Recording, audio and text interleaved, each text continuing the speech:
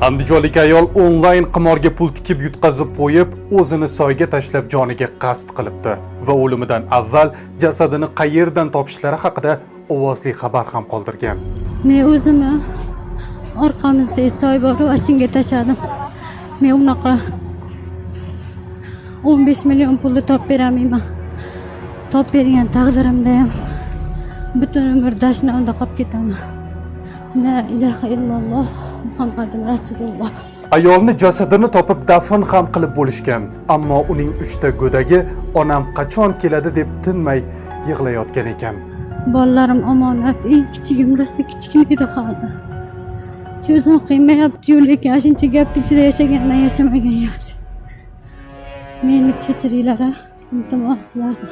Ayol vasiyatida aytishi bo'yicha yutqazgan pullari 10 million so'mdan ziyod bo'lgan va qarzga olgan pullarini ham tikib yuborgan. So'ng boshi qotgan marhuma yagona yechim o'lim deb o'ylagan. Bu dunyoda qiynalmay Allohim hammalar mendan rozi bo'linglar. Bolalarim ehtiyot qilinglar. Iltimos sizlardan. Iltimos.